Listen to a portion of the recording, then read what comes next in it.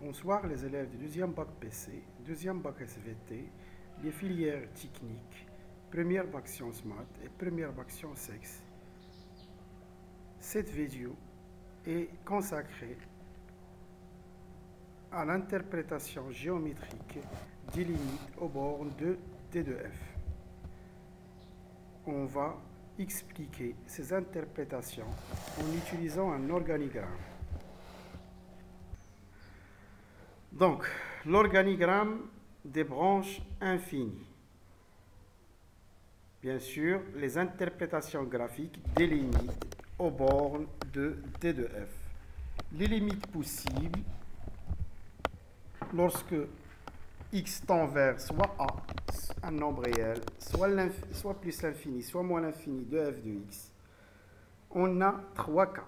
Le premier cas, si la limite quand x tend vers A de f de x égale l'infini, c'est-à-dire la limite soit tend vers A+, soit tend vers A-, soit tend vers A de f de x, et le résultat est soit plus l'infini, soit moins l'infini. Dans ce cas, on dit que la droite d'équation x égale A est une asymptote verticale de C de f au voisinage de A. Le deuxième cas, si la limite quand x tend vers l'infini de f de x a donné un nombre réel b, bien sûr x tend vers soit plus l'infini, soit moins l'infini. Dans ce cas, on dit que la droite d'équation y égale b est une asymptote horizontale de C de f au voisinage de l'infini. Bien sûr, si on calcule la limite quand x tend vers plus l'infini, on va dire qu'au voisinage de plus l'infini. Ici, on a calculé la limite quand x tend vers moins l'infini, on dit qu'au voisinage de moins l'infini.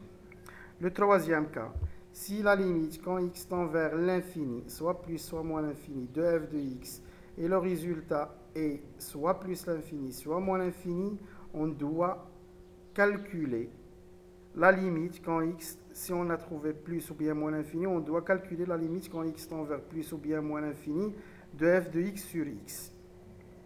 On a trois cas possibles.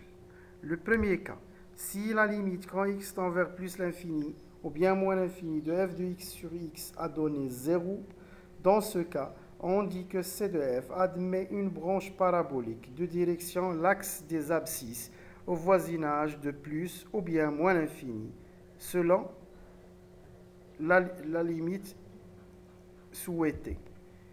Donc, C de f admet une branche parabolique de direction l'axe des abscisses au voisinage de plus ou bien moins l'infini.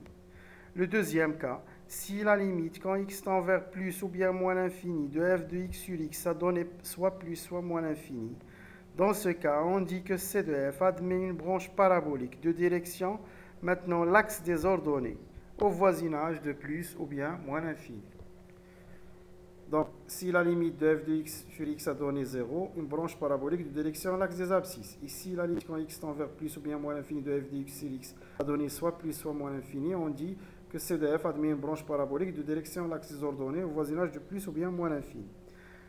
Le troisième cas, si cette limite, quand x tend vers plus l'infini, de f de x sur x a donné un nombre réel, un non nul, différent de 0, dans ce cas, on doit calculer une troisième limite. C'est la limite quand x tend vers l'infini de f de x moins ax.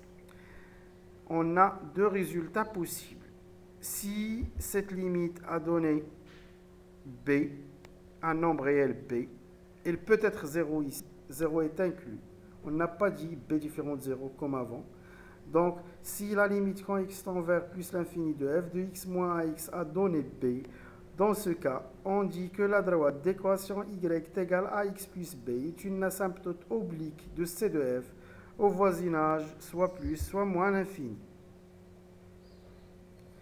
Le dernier cas, si cette dernière limite, quand x tend vers l'infini de f de x moins ax a donné l'infini, dans ce cas, on dit que C de f admet une branche parabolique de direction la droite d'équation y égale ax au voisinage de plus ou bien moins l'infini.